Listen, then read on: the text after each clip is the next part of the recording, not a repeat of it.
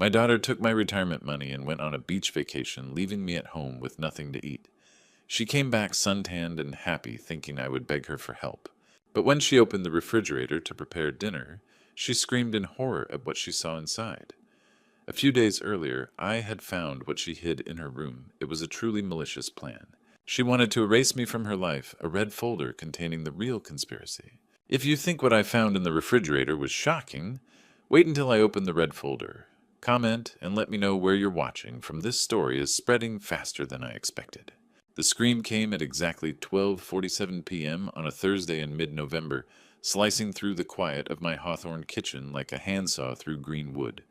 I didn't flinch. I'd been waiting for it. Chloe had burst through my front door 3 minutes earlier, dragging two enormous suitcases behind her, the kind with designer monograms that cost more than my monthly pension. Her skin was the color of expensive cognac, burnished to a glow that only comes from lying beside a pool, while someone else pays the bill. She wore white linen pants that probably cost what I used to charge for a custom bookshelf, and oversized sunglasses pushed up into hair that had been professionally highlighted sometime between her departure and return. God, that flight was torture. She announced to no one in particular, letting the suitcases crash against the hardwood I'd installed with my own hands 40 years ago. They ran out of the lunch option I wanted. Can you believe it, first class, and they're serving chicken? I sat at my kitchen table, a cup of Darjeeling cooling between my palms. The porcelain was thin enough to see light through one of the few pieces I hadn't sold yet. I took a slow sip and said nothing. She kicked off her shoes, some strappy thing with red soles, and padded into the kitchen, already scrolling through her phone. I'm starving. What's for lunch? Please tell me you made something decent. I've been eating resort food for 2 weeks, and I just want something real. I set down my cup. The clink of china on wood was the only sound in the room. Welcome home, Chloe, I said. She glanced up, startled as if she'd forgotten I could speak. Oh, yeah, hi, Dad. She waved her phone vaguely in my direction. So lunch. I think you'll find something in the refrigerator, I said, gesturing toward the old Frigidaire humming in the corner. Help yourself. She was already moving, yanking open the door with the impatience of someone who'd spent 14 days having every whim catered to. Then she screamed. It wasn't a horror movie scream, not exactly. It was higher pitched than that, sharper. The sound a person makes when their brain can't quite process what their eyes are seeing, when reality has suddenly become negotiable. She stumbled backward, one hand flying to her mouth, the other still gripping the refrigerator door. Her phone clattered to the floor. What? She choked out. What the hell? I see you found dinner, I said, taking another sip of tea. Her head whipped toward me, eyes wide mouth, opening and closing like a trout on a dock. Dad, what? Where did you? I folded my hands on the table the way I used to when teaching an apprentice about wood grain. Calm, patient, letting the silence do the teaching. Before you ask any more questions, I said, I think you need to understand something. You need to know what you did to me, Chloe. What you've been planning to do. She was still staring at the open refrigerator, her tanned face going pale beneath the expensive glow. I didn't. Sit down, I said, not loudly, but she sat. I let the moment stretch, watching her eyes dart between me and the refrigerator's glowing interior, her mind scrambling to make sense of what couldn't be possible. To understand what you're looking at, I said slowly, you need to know what happened while you were gone, what you left me with, what you took. Her mouth opened to protest, but I raised one finger, a carpenter's finger calloused and crooked, from 50 years of holding things together, and she went silent.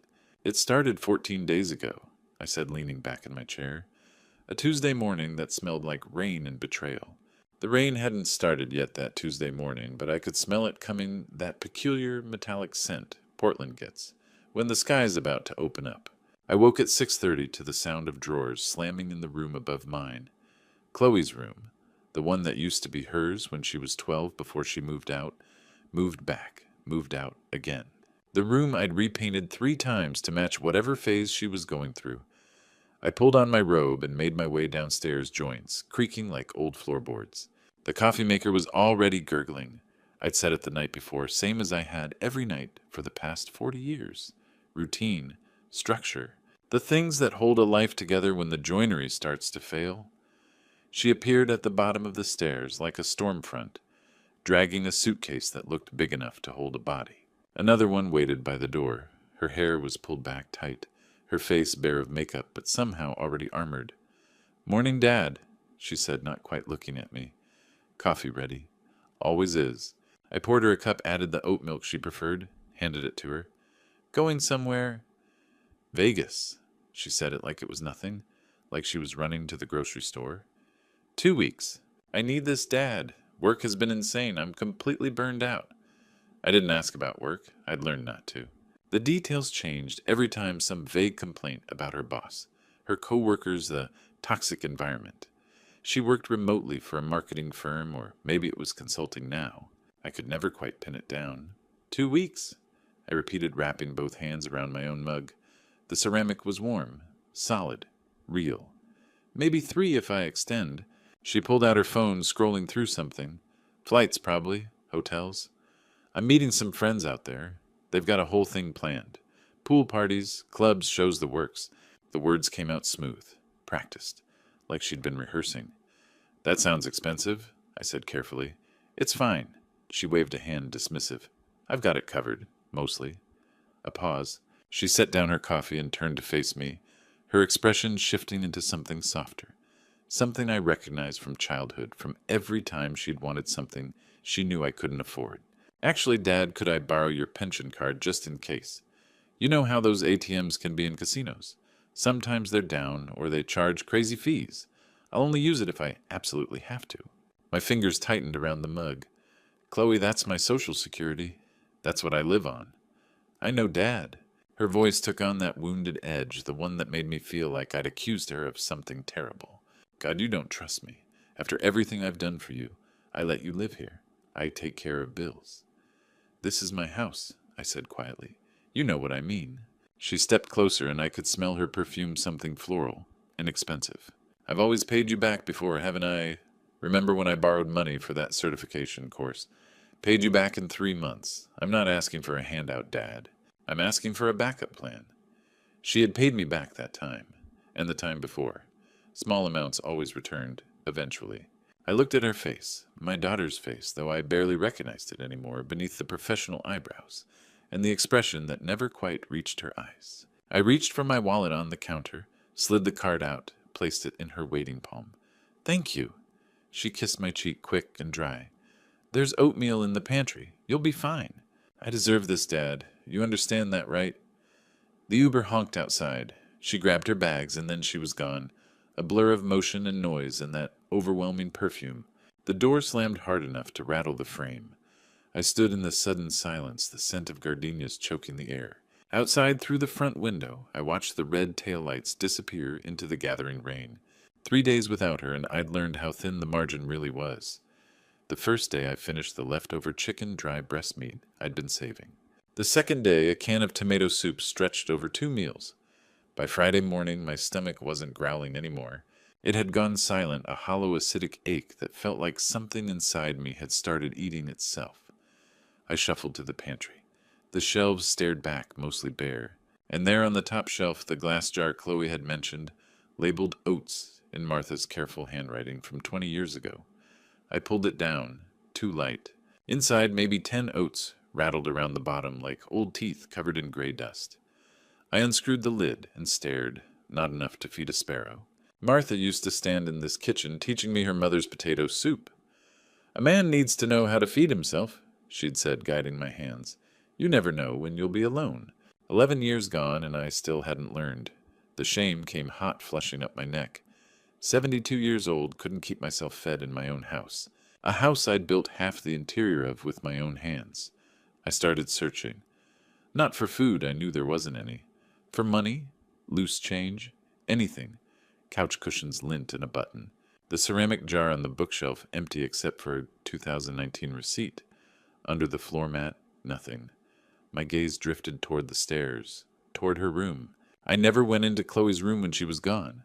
Respect her privacy even when she didn't respect mine. But I was hungry, and she'd taken everything. I climbed slowly, hand on the rail. Her door half opened the room beyond, a disaster close. On chairs, makeup, scattered papers piled everywhere. The air smelled stale like old perfume. I stepped inside, feeling like a trespasser in my own house. The wastebasket near her desk overflowed.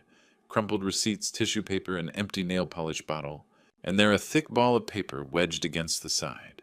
I pulled it out, smoothed it with shaking hands. Bellagio Hotel and Casino. Reservation confirmation 2 weeks. Suite upgrade. Resort fees. Spa package. Show tickets. Total $6,500. I read it twice. 3 times. $6,500. Nearly 3 months of my pension and Social Security combined. I sank onto her unmade bed, the paper trembling in my grip. While I'd been scraping the bottom of a soup can, she'd been booking suites and spa days. While I'd been rationing crackers, she'd been planning shows in restaurants and poolside lounging. I looked around her room, the clutter, the carelessness, the expensive shoes kicked into corners. Then beyond through the door at the hallway lined with furniture I'd kept polished for decades. The antique credenza, my grandfather's wall clock, the Persian rug no one could walk on with shoes, a museum of things I'd preserved for her future, her inheritance, while I starved in the present. I thought of my workshop in the basement, the tools hanging on pegboards, some older than Chloe, some older than me, my father's hand plane, the dovetail saw I'd used on every major project for 40 years, the router table I'd built myself in 1997.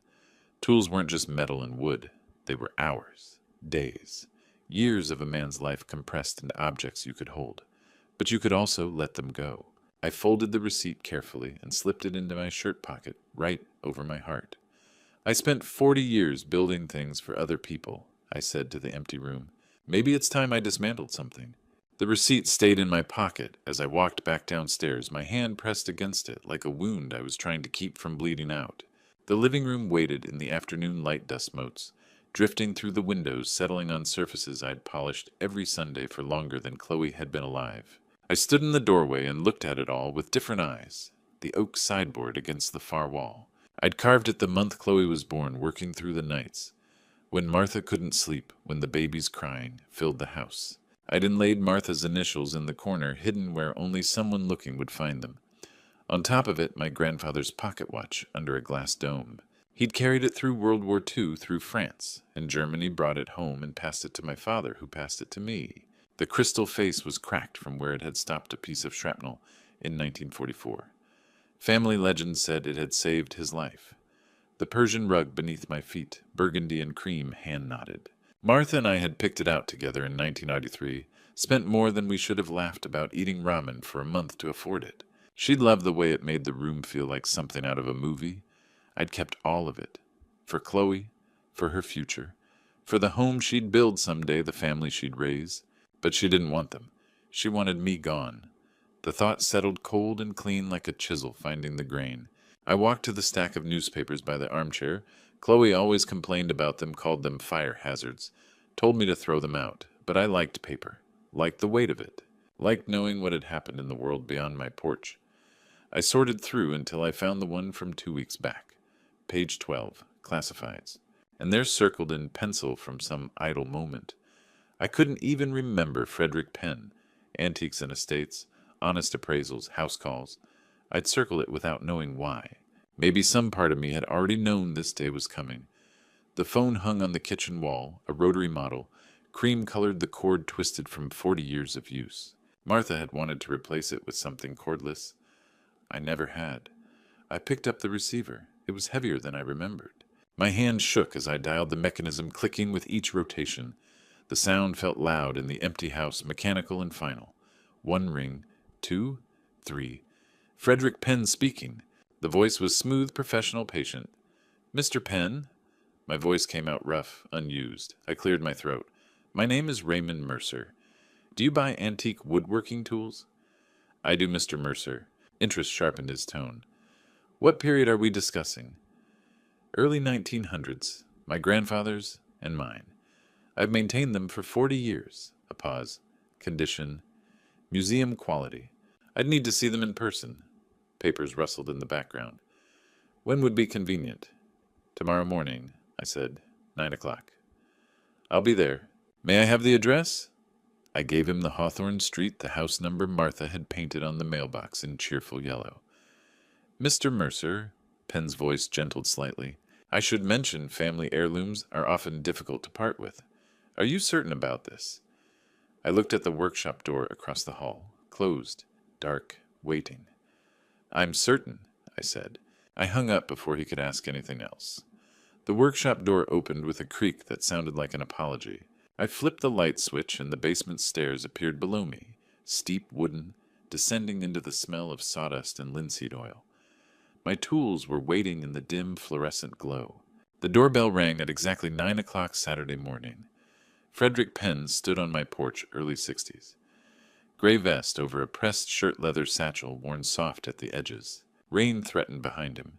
He had the kind of face that had seen a lifetime of transactions and still managed to look kind. "Mr. Mercer." He extended a hand, firm but careful. "Thank you for calling." I led him through the house and down the narrow stairs to the basement workshop. Fluorescent lights buzzed on, bathing everything in their cold honesty. Penn stopped at the bottom step. His eyes moved over the pegboard walls, the workbench, the tools hanging in precise rows. He said nothing for a long moment. Then he set down his satchel and approached the bench like a man entering a church. He picked up my grandfather's hand-plane, first the Stanley No. 4 from 1910, rosewood handle worn smooth by 3 generations. He turned it over, examined the blade, the adjustment wheel, the maker's mark still crisp. "Extraordinary," he murmured. He moved from tool to tool, the dovetail, saw the chisels, the brace and bit set in their wooden case. "You made furniture with these 40 years. Union carpenter," I said. "Hand injury ended it. These belong in a museum. They belong with someone who'll use them." Penn looked at me, then the way an appraiser looks when he's valuing more than objects. "I can offer 10,000. Something tightened in my chest. I thought of my daughter Chloe never accepting the first offer. 12. He studied my face. Whatever he saw there made him nod slowly. 10,000, he said. "But I'll require a notary. I've seen too many families torn apart over things like this. When your daughter asks where her grandfather's tools went, you'll have paper." The way he said, "when." That's exactly what I want. He made a call. Helen Crawford, notary public, arrived within the hour, a brisk woman with a stamp and a ledger. We signed papers at the kitchen table. She notarized every page, took her fee, and left. Penn counted out the cash, $100 bills, crisp and heavy. The weight of it felt like something I'd forgotten existed. Power. He loaded the tools into his van with the care of a curator. I watched from the porch as he drove away, taking 40 years of my working life with him. The workshop was empty now. Pegboard shadows where the tools had hung, sawdust in corners that would never be swept. I felt nothing but relief. That afternoon, I walked past the grocery outlet, where I usually shopped, the yellow discount signs, the tired produce. I kept going. Zupan's Market sat 3 blocks over. I'd passed it for years without entering. Too expensive, too polished. Not for people like me. I pushed open the door. The air smelled like fresh bread and possibility. Bright lights, clean displays, everything priced like it knew its worth. "What can I get for you, sir?" Emma asked from the deli counter. "Half a pound of prosciutto," I said, reading the label like I belonged there. Aged white cheddar, a sourdough loaf, Kalamata olives, and a 1/4 pound of smoked salmon. She wrapped and weighed with practiced ease. Special occasions, something like that. The total came to $127, 2 weeks of groceries at the old store. I handed over the cash without blinking. Rain started as I walked home, cold drops mixing with something hot behind my eyes that I refused to name. Inside, I laid everything out on the table. The prosciutto translucent, the bread still warm, the cheese sharp and rich. I hadn't cooked with care in years, hadn't paid attention to what I ate or whether it mattered. Tonight, it mattered. I made myself a plate and sat at my own table like a guest in my own home. Sunday evening, I pan-seared the salmon in butter the way Martha used to, letting the skin crisp until it crackled. Toasted the sourdough until it smelled like wheat fields. Arranged the olives in a small ceramic bowl, not plastic, not straight from the jar. I set the table properly. A cloth napkin from the drawer where Martha had kept them folded for holidays. A real plate, the kind with weight to it. A wine glass filled with water because I didn't have wine, but I had standards. I sat down at 7 o'clock and cut into the salmon. The first bite exploded across my tongue. Salt and fat and something I'd almost forgotten existed. Flavor. Real honest-to-God flavor, not the gray taste of canned soup or stale crackers. The fish flaked perfectly buttery and rich, and I closed my eyes against the sudden sting behind them. Martha used to say, "Food is love, Ray," Don't ever forget that. I'd forgotten. Or maybe I'd just stopped believing I deserved to be loved.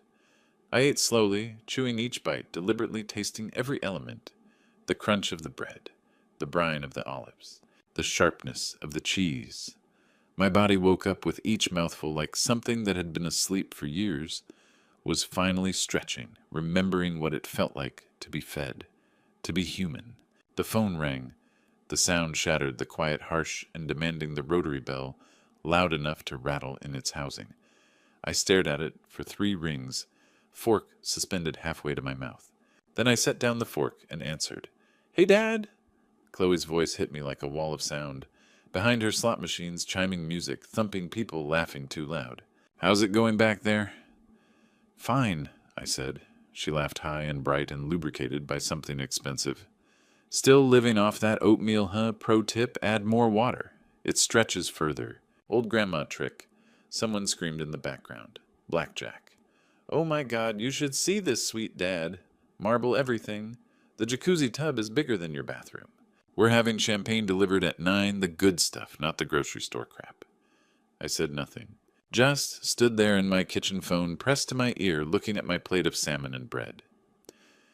"They're doing a Celine Dion tribute show tomorrow night," she continued, barely pausing for breath. "Front row seats, $200 a pop, but totally worth it. Oh, and I got a facial today, volcanic mud or something. My skin is glowing." I could hear cards shuffling, chips clinking, the synthetic waterfall sound of a slot machine paying out. "Anyway, I gotta run blackjack tables calling my name. Try not to run up the electric bill while I'm gone. Okay, I'll have to pay it when I get back." She laughed again like it was a joke we shared. "Love you, bye." The line went dead. I stood there holding the receiver, listening to the dial tone hum in my ear like a flat line. Slowly I hung up, looked down at my plate, at the salmon I'd bought with money from my grandfather's tools, at the bread still warm, the olives glistening with oil, the careful arrangement of a meal I'd made for myself. Something shifted inside me. Not hurt, I was past that. Not even anger. Something colder, clearer. Purpose. I set my napkin on the table, pushed back my chair, and stood. Walked down the hall toward Chloe's room, the door still half open where I'd left it yesterday after finding the Bellagio receipt. The mess inside visible even from here, clothes, papers, the detritus of a life lived without consequences. I stood in the doorway and looked at it all with completely new eyes. "What else did you lie about?" I said to the empty room. Then I stepped inside. I stepped into Chloe's room at 8:30, the overhead light casting harsh shadows across the chaos. Clothes draped over the chair like shed skin. Makeup scattered across the vanity lipsticks without caps. Compacts, cracked open brushes caked with foundation. Magazines piled on every surface. The air smelled stale like perfume left to rot. I'd always respected her privacy. Even when she lived here full-time, even when she moved back after her last breakup, I never entered without knocking. Never searched, never pried. But standing there in the doorway, something had shifted. "I need to understand who my daughter really is," I said to the empty room. I started with the desk, sorted through the papers scattered across its surface. Credit card bills with minimum payments, circled in red shopping receipts from stores I'd never heard of. A Cosmopolitan with 10 ways to get what you want on the cover. I opened the drawers carefully. The top one pens loose, change a tangled necklace. The second old bank statements. Nothing unusual. I was about to close the third when I saw at the corner of a red folder shoved beneath a stack of Vogues. I pulled it out. Heavy, stuffed, full. I opened it. Discovery 1. The nursing home brochure. The glossy pamphlet sat on top its cover photo, showing elderly people in wheelchairs parked in a fluorescent-lit hallway. Restful Meadows State Facility. Affordable care for seniors.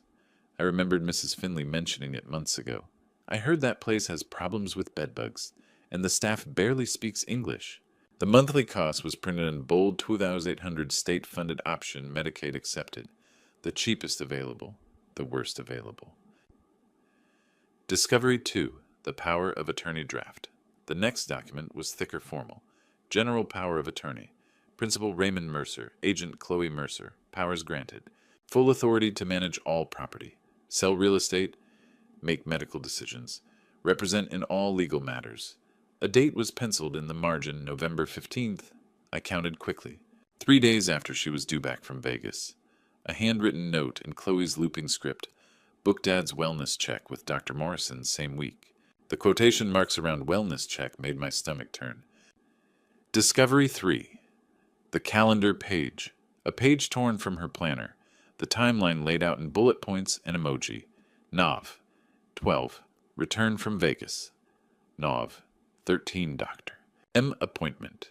Get Dad's evaluation. Nov 14. Meet lawyer. Finalize PUA. Nov 15. Sign PUA. Notary. Nov 16. Tour Restful Meadows with Dad. Don't tell him why. Nov 20. Move in day. The emojis made it worse. Casual. Breezy. Like she was planning a vacation, not the systematic dismantling of my life. 8 days. I had 8 days before the appointment. Before the fake evaluation. Before she had me declared incompetent and locked away. Discovery 4. The printed email. The last document was an email printed out dated 2 weeks ago from chloem1986@gmail.com to admissions Restful Meadows. Org date. October 22nd. 2 weeks before Vegas, subject inquiry, Medicaid bed, availability. Body. Hi, my father, 72. Showing early signs of dementia, will be formally evaluated. Soon needs immediate placement. Once approved. Expected move-in late November. Can you please hold a bed? Thanks, Chloe Mercer. I sat down on the edge of her unmade bed papers, spilling across my lap. My hands shook so hard I could barely hold them. Vision blurred tears, rage, maybe both.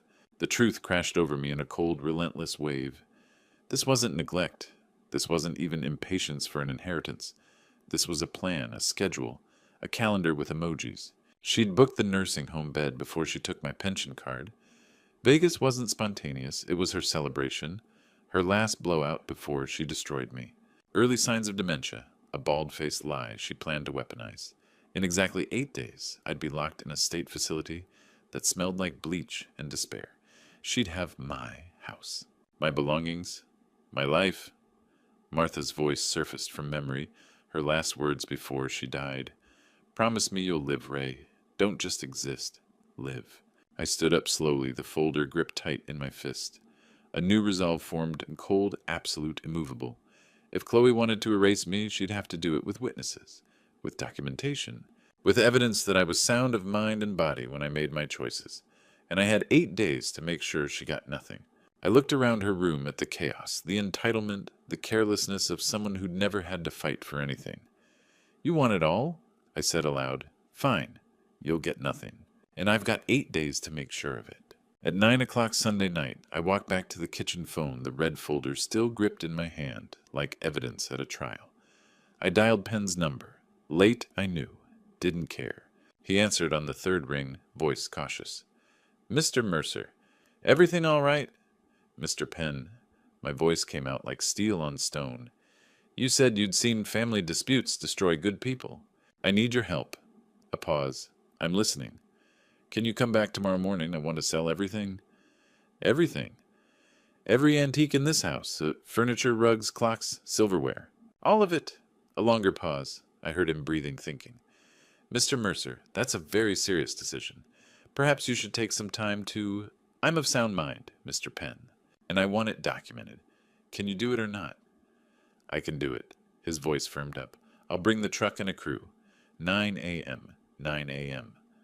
I hung up. That night, I didn't sleep. Walked through the house in darkness, looking at everything with new eyes. Each piece a memory, a sacrifice, a ghost of Martha's presence. But also chains, anchors, museum pieces for a daughter who wanted me dead. At 9 Monday morning, Penn's truck pulled up with 2 young men, Tyler and Jake, both mid-20s, strong backs and careful hands. I opened the door. Let's begin. The pocket watches went first. 5 of them gold cases, intricate faces. Penn laid them out on tissue paper like sacred objects. $17,000 for the collection, he said quietly. My hands shook as I picked up my grandfather's, the one that had stopped shrapnel in 1944. He carried these through 2 world wars. He survived. So will I. The oak furniture, dining table sideboard, 6 chairs, all carved by my own hands over decades. Tyler and Jake wrapped them in moving blankets, loaded them carefully. $15,000, Penn said. I ran my hand across the table one last time. I made this the week Chloe was born, carved her name underneath. She never looked once. The vinyl collection, jazz blues, rare original pressings in pristine condition. Martha and I used to dance to them, Billie Holiday's Unforgettable, every anniversary. 43 times until she couldn't dance anymore. $8,000, Penn said, boxing them with reverence. I didn't look back. The silver tea service, wedding gift from Martha's parents, never used. Her mother had said, save it for special occasions. 40 years I'd waited for an occasion special enough. Turns out survival was special enough. $12,000. The Persian rugs, 2 massive ones, intricate patterns, impossibly heavy. Tyler grunted as he rolled the first. Jesus, is these weigh a ton. They've been weighing on me for 40 years, I said. $18,000 for the pair. Arthur Simmons arrived at noon, a different notary this time, older, with wire-rimmed glasses and a leather folio. Penn had insisted on a second witness additional documentation. He notarized every bill of sale, every signature, every transaction, made it legal, made it ironclad. The total climbed $17,000, $32,000, $50,000, $68,000. By 3 o'clock, the final count, $80,000. Penn wrote the check, counted out some cash for immediate needs. He looked at me with something between respect and worry. Mr. Mercer, he set the check on the empty kitchen counter, the only surface left. Are you absolutely certain about this? This is your legacy, your history. I watched Jake carry out the last rug rolled tight, hoisted on his shoulder. No, Mr. Penn, my legacy is standing up for myself. These are just objects. Objects can be replaced. Dignity can't. By 3:30, the house was empty. No furniture, no rugs, no decorations. Just bare wood floors, blank walls, and afternoon sunlight streaming through windows that suddenly seemed larger. I stood in the middle of the living room, the room where Chloe used to play as a child, where Martha and I had hosted Christmases, where I'd watched my life accumulate like sediment. Now, nothing. Just light pooling at my feet, and I felt lighter than I had in decades. The house used to be a museum. Now it was just a house. My house. I pulled the check from my pocket, looked at the number. $80,000.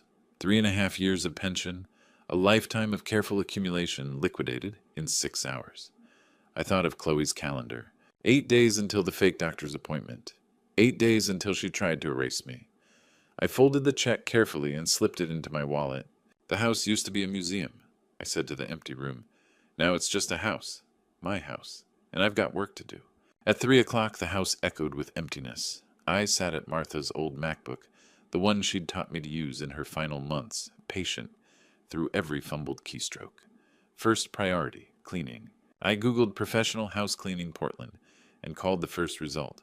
Sparkle Clean PDX, how can we help you? A woman's voice, brisk and friendly. I need a deep clean of my entire house. Today, if possible.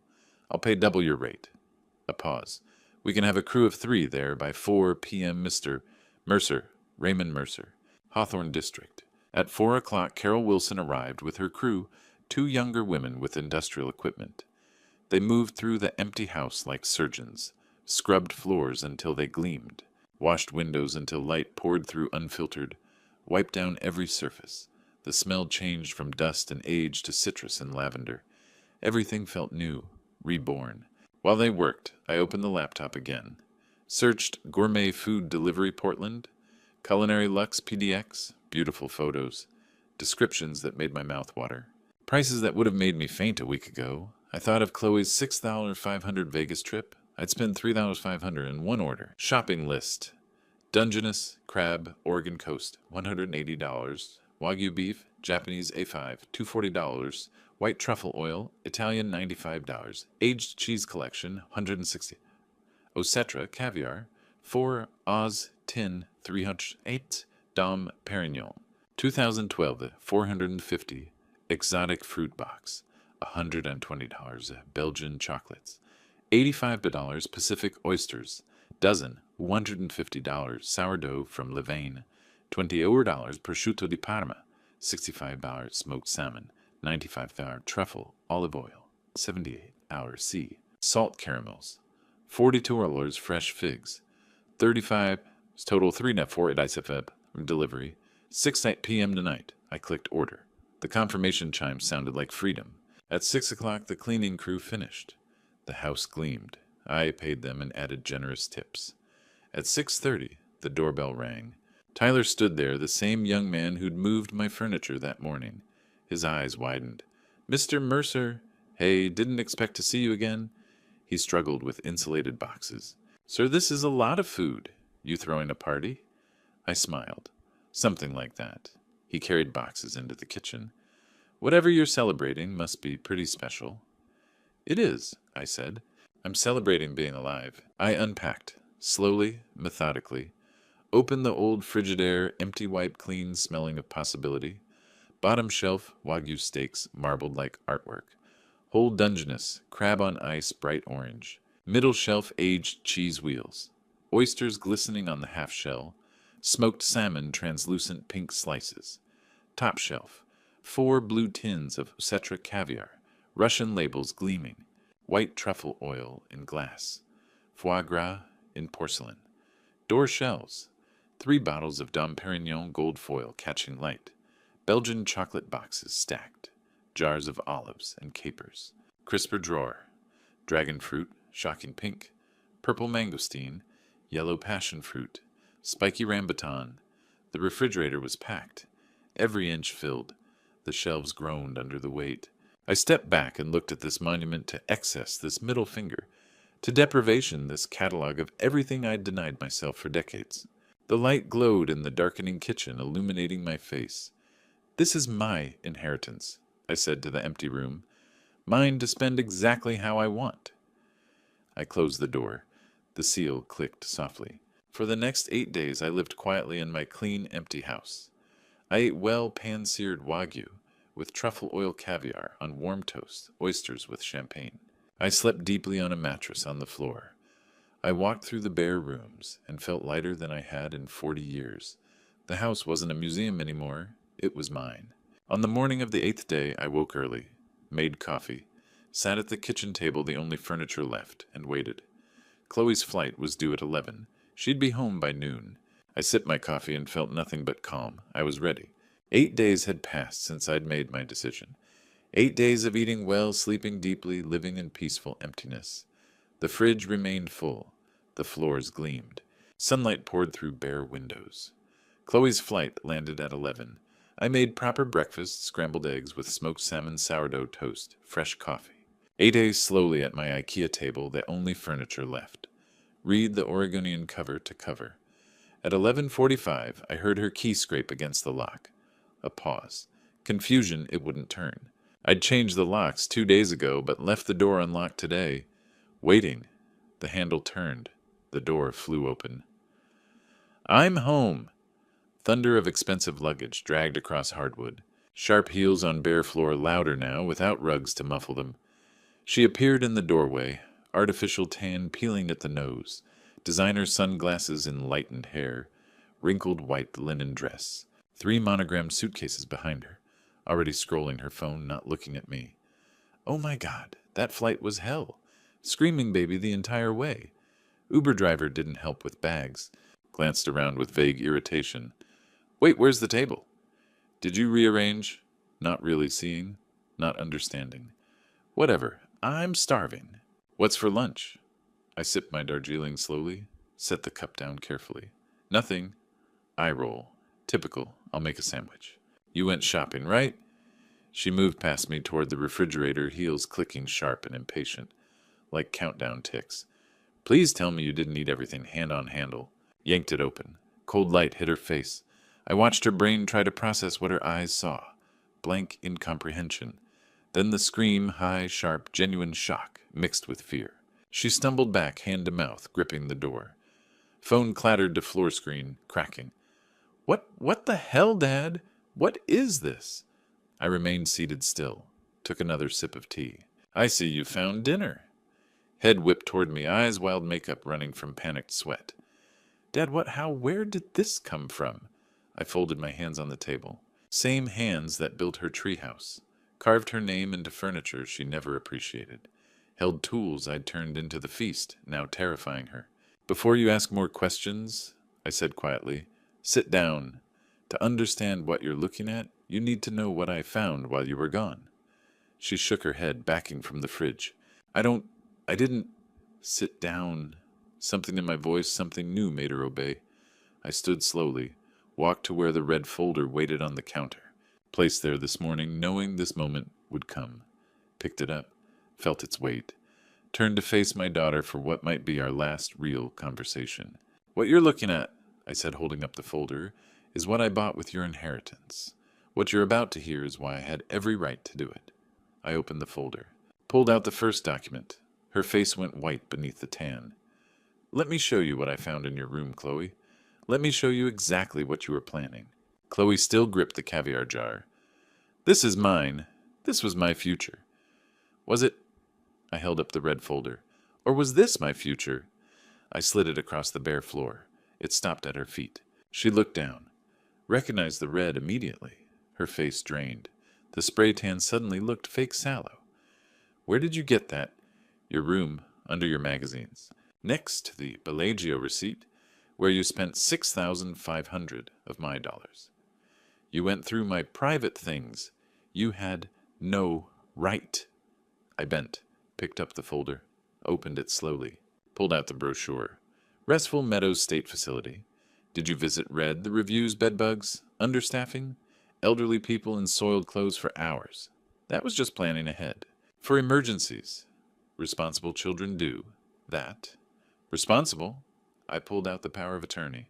Full authority over my property finances, medical care, my entire life. Dated November 15th, 3 days after your return. That's out of context standard elder care planning. Context. I pulled out the calendar page. Read each line slowly. November 12th, return from Vegas. Airplane, emoji. November 13th, Dr. M appointment, get dad's quote. Evaluation, unquote. Why is evaluation in quotes? Chloe. November 14th, meet lawyer, finalize POA. November 15th, sign POA at notary. November 16th, tour Restful Meadows with dad parentheses. Don't tell him why. November 20th, move-in day, box emoji, like I'm furniture, her face trapped animal. My voice cracked. 8 days! You had me scheduled for disposal in 8 days. I pulled out the email. Your email to Restful Meadows. Sent 2 weeks before Vegas. Read aloud. My father, 72, showing early signs of dementia. Needs immediate placement. Expected move-in late November. Please hold a bed. Hands shaking. You booked my prison. Then took my money and went gambling. Chloe's voice trembled. Dad, you don't understand. The doorbell rang. We froze. Excuse me. I opened the door. Mrs. Beatrice Finley stood there, casserole dish in hand. 68, white hair, floral cardigan. Raymond, I heard shouting. Saw the scene. Papers scattered. Chloe's mascara streaking. Oh my. Behind her, Frederick Penn. Gray vest. Briefcase. Mr. Mercer, 12:30 as requested. I stepped aside. Come in. Who the hell are these people? Witnesses. Penn set his briefcase on the floor, opened it. Complete documentation of all sales over 10 days. Showed Chloe the pages, notarized receipts, photographs, signatures, official seals. Every transaction legally valid. I can testify Mr. Mercer was of sound mind throughout. We verified this, specifically anticipating family trouble. Beatrice stepped forward, fierce. And I can testify to how you've treated your father. You don't even know me. I live upstairs. 3 years I've watched. How you talk to him like he's stupid. Park in handicapped spots. Yell at delivery people. Treat him like staff in his own home. Chloe was surrounded me at center Penn with documents. Beatrice with moral authority. Every exit blocked. Her panic transformed to cold calculation. Face hardened. Fine, fine. Everyone wants games I can play too. Grabbed her suitcase handle. You think you've won, I'll get my lawyer. We'll see how sound mind you are. Elderly man alone, no furniture, spending thousands on caviar. Sounds like dementia, to me. Dragged luggage toward door, stopped, turned. This isn't over, Dad. Not even close. But I'd prepared for this too. Chloe, my voice was calm. Before you go. I reached into my other pocket. pulled out a small object, her apartment key, the spare I'd given her years ago, held it up. You don't live here anymore. This is my house, my name on the deed, and you're no longer welcome. Set it on the floor between us. Leave the key you used to get in, both of them. Her mouth opened, closed. You're kicking me out. I'm setting a boundary, something I should have done years ago. She stared at me like I'd struck her. Then her face twisted. She dug in her purse, threw both keys on the floor. They clattered loud in the empty house. Fine. Keep your empty house and your stupid caviar. When you're dying alone, don't call me. She yanked the door open, slammed it so hard the frame shook. Silence. Beatrice touched my arm gently. Raymond, are you all right? I looked at the keys on the floor, the red folder, the witnesses who'd stood with me. Yes, I said. For the first time in years, I'm all right. Chloe cycled through manipulation tactics. Fast. Tactic 1. Legal threats. You can't kick me out.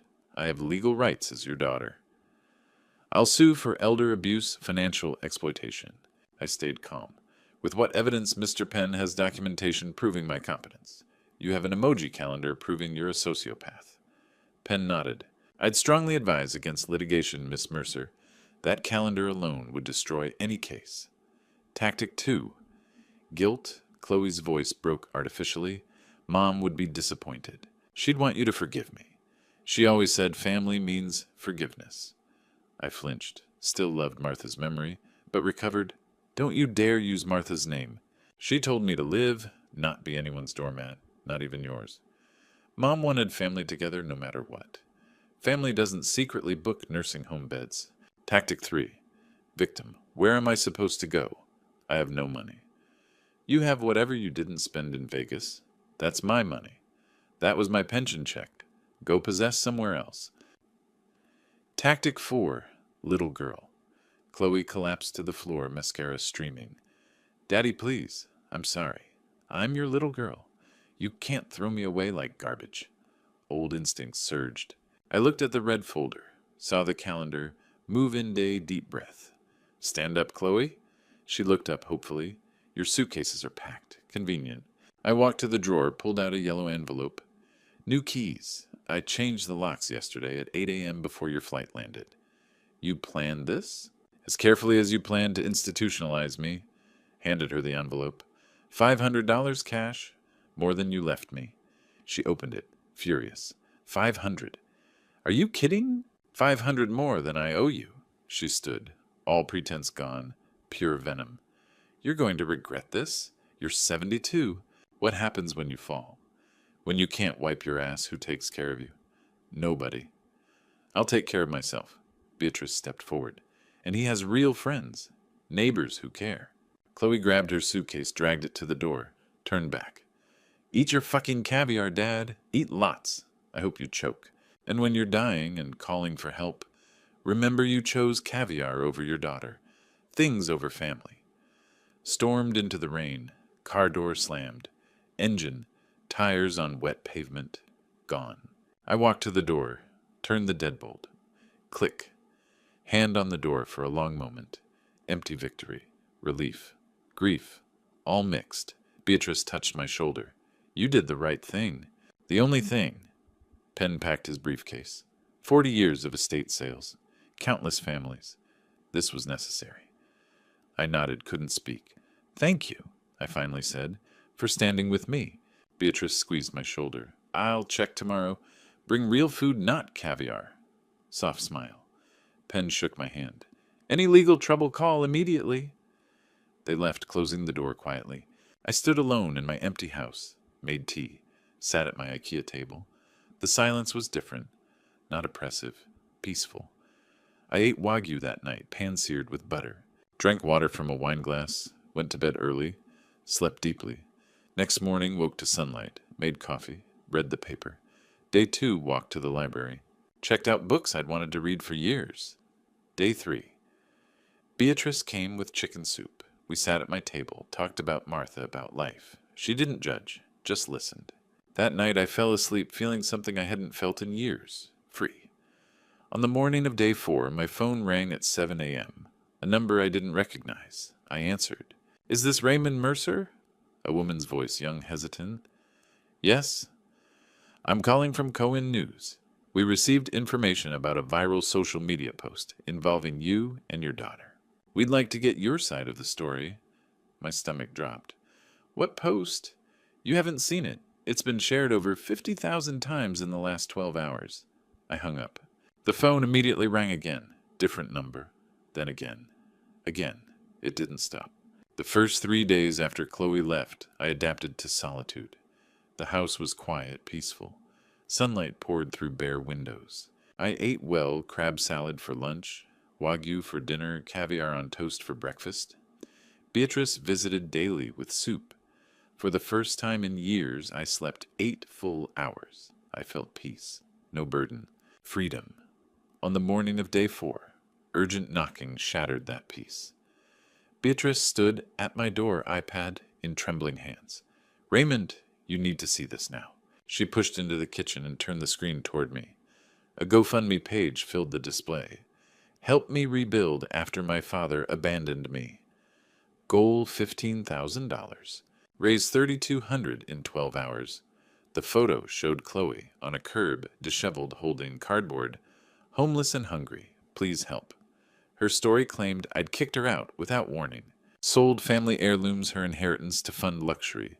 That while she starved on streets, I ate caviar and drank champagne. I'd changed the locks, left her nowhere to go. A video showed her crying in a cheap motel. I don't understand what I did to deserve this. He just threw me away like I was nothing. 127 comments, all outrage, calling me a monster, donating $50, $100, 847 Facebook shares already. I stared, face draining. This isn't true.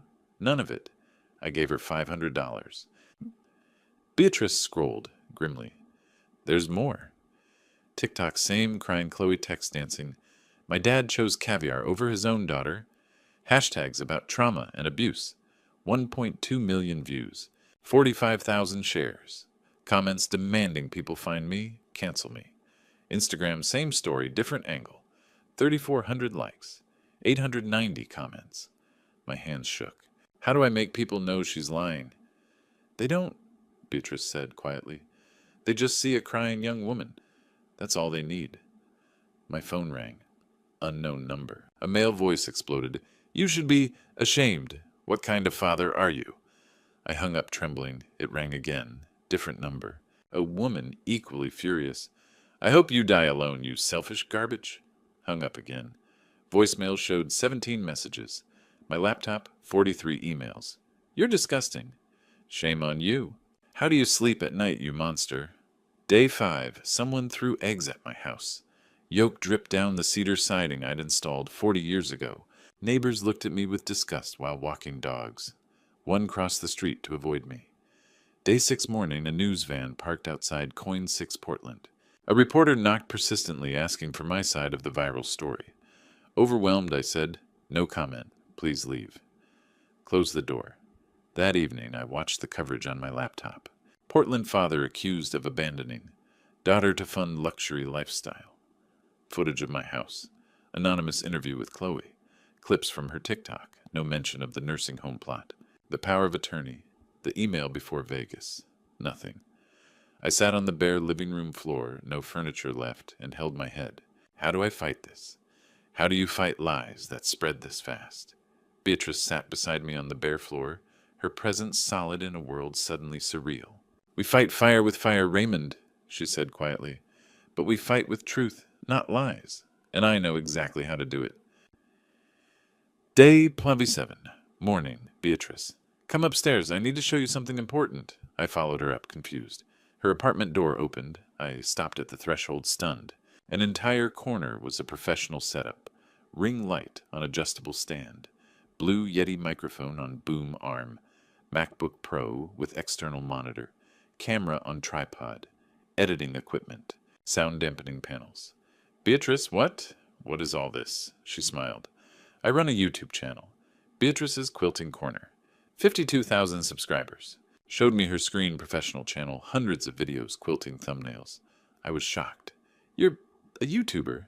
Internet's not just for young people, Raymond. Haven't you learned that? and we're going to use my platform to tell your truth. The plan: create response video with all evidence. Post on Beatrice's established channel. Built-in audience. Share across all platforms. Let truth spread faster than lies. Gathering evidence. Vegas hotel receipt. Bellagio, total $6,500. Power of attorney draft with Chloe's handwritten margin notes. Calendar page with emoji timeline. Printed email to Restful Meadows. All notarized sales documents from Mr. Penn. Raymond's bank statements showing pension deposits. Photo of empty oatmeal jar. I'd saved it as evidence somehow knowing. Recruiting allies. I called Penn. Frederick, I need you on camera to testify on my behalf. No hesitation. Absolutely. When and where? Tomorrow afternoon, 2 p.m. Day +7, afternoon, scripting session. Beatrice coached me. Key is dignity. Don't be angry, though. You have every right. Be sad, but strong. Quiet strength is what people respond to. I practice take 1, too angry, defensive. Take 2, too sad, victim-like. Take 3, too factual, no emotion. Take 7, perfect, exactly that. That's it. Day pots 8, 2 p.m. Filming. I sat in good light, plain wall background, neat cardigan. Beatrice behind camera. Just talk to me like we're having coffee. Forget the camera. Video content total. Runtime. 12:43. Opening. I look straight at camera. My name is Raymond Mercer. I'm 72, retired carpenter. My daughter told you I abandoned her. I want to tell you the truth. Part 1. Money held up Vegas receipt. This is what my daughter spent in 2 weeks while I had no food. $6,500. Nearly 3 months of my pension. Part 2. The plan showed POA draft. This is what she planned to do when she returned. Read key sections slowly. Showed calendar page. These are her exact words in her handwriting. Read each day, explained emoji meanings. Showed nursing home email. She booked me a bed 2 weeks before taking my money, before leaving me to starve. Part 3. The diagnosis. In the email she claims I have early dementia. I don't. I've never been diagnosed with dementia. But she needed a medical reason to justify locking me away. Part 4. Penn's testimony. Penn stepped into frame professional. I'm Frederick Penn, licensed antiques dealer for 40 years.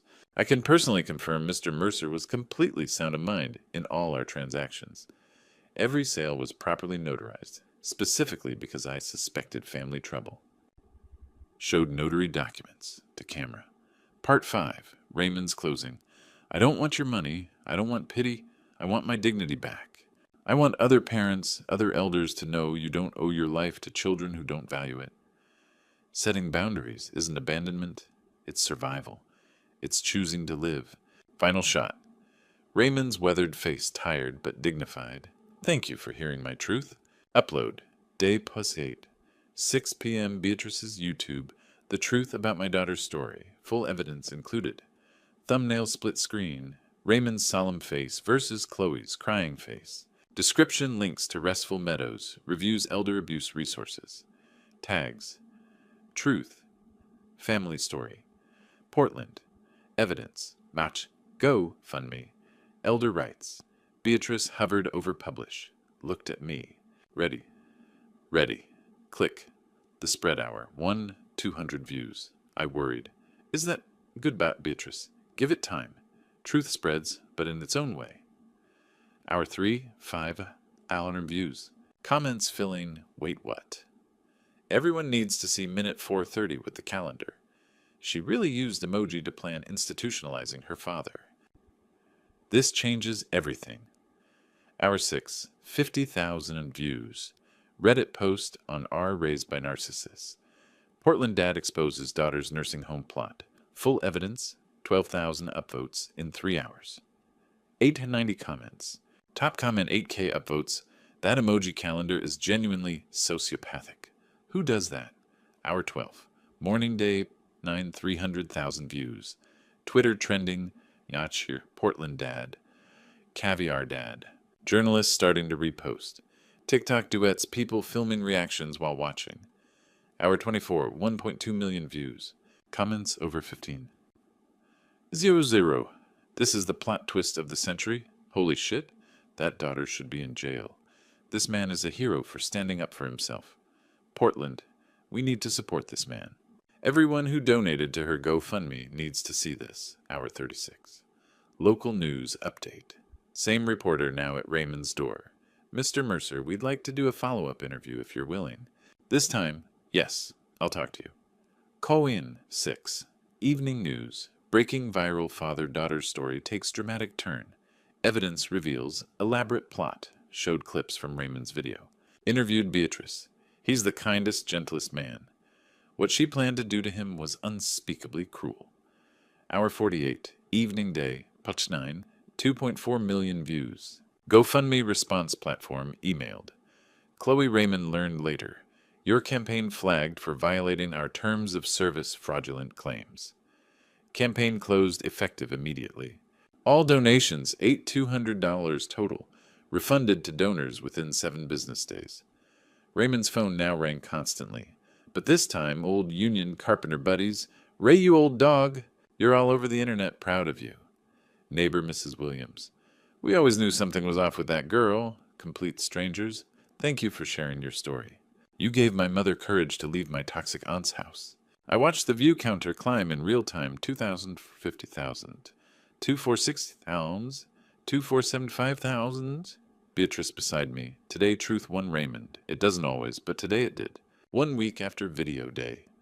Plus 14. Chloe's forced apology video appeared hastily made, clearly scripted. Title, My Statement Regarding Recent Events. 47.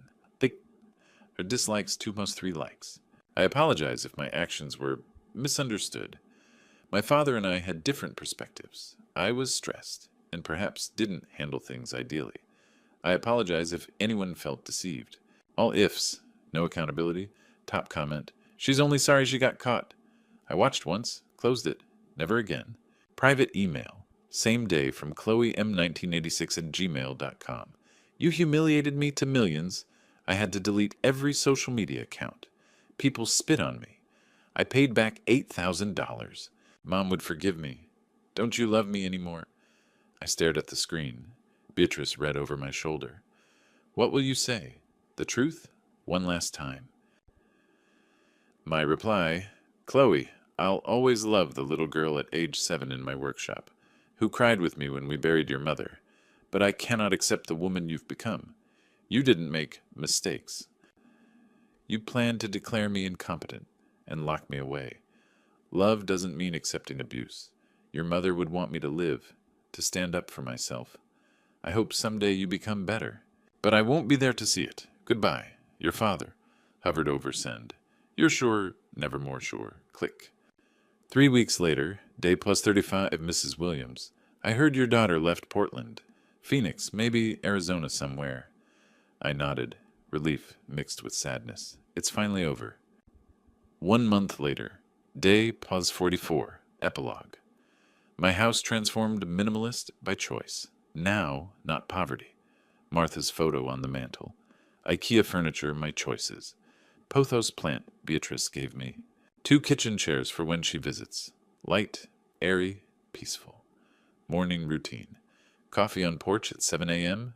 Emma from Zupan's waves. Mrs. Williams brings homemade pho for our neighborhood hero. You inspired my sister to leave her terrible son's house. Podcast interview. PDX Resilient Stories invited me. Host Sarah Williams asked, what would you tell others facing similar situations? You don't owe anyone your life, not even family who see you as an obstacle. Do you regret cutting off your daughter? I regret it became necessary, but I don't regret doing it. There's a difference. What's next? I spent 70 years building for others. Now I'm building something just for myself, a peaceful life. It's never too late to start. After podcast at Barista Cafe, a woman approached. You're Raymond from the video, eyes welling. Your story gave my mother courage to leave my abusive brother. She's living with me now, happy. Because of you. Squeezed my hand tight. I felt seen, valued, purposeful. Final scene. Front porch rain. Gentle Portland drizzle. Wicker chair. Empty coffee cup. My reflection.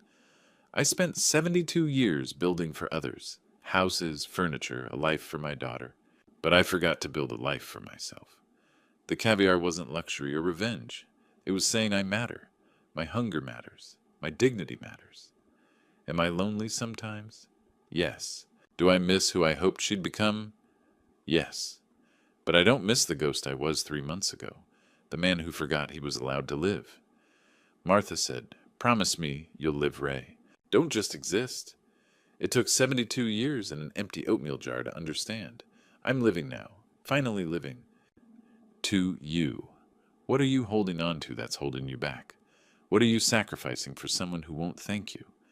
Sometimes the most valuable thing you can leave behind is the belief you had to sacrifice yourself. If this touched you, tell me in the comments where you're listening from. Share your story. We're not alone. Subscribe. Your support helps stories like mine reach people who need them. Remember, it's never too late to choose yourself. Thank you for listening, and thank you for reminding an old man that he still matters. Final image me on porch. Gentle rain, small, genuine smile, coffee cup on chair arm, rain sounds, distant traffic, life continuing, complete peace, fade to black. Sitting in this empty house flooded with sunlight and a silence that finally feels clean, I've realized a hard truth. This is a true story of betrayal, but more importantly, it is a true story of reclamation. My advice to any parent listening is simple. Don't be like me. Don't confuse silence with patience or enabling with love. I spent decades building a museum of memories, only to realize I was housing a stranger who saw me as an obstacle rather than a father. Don't wait until you're being scheduled for disposal like an old piece of furniture to find your voice. These aren't just grandpa stories meant to entertain, they are warnings. The lesson I've learned is that your dignity is not negotiable even for family. God knows I tried to provide everything, but I failed to provide boundaries. Setting the limit isn't abandonment, it's survival. This true story proves that blood doesn't give anyone a license to destroy your soul. I hope these grandpa stories serve as a shield for those feeling forgotten. We must value ourselves enough to demand respect, or we risk becoming footnotes in someone else's selfish agenda. Let my grandpa stories remind you that it is never too late to stand up and choose to live on your own terms.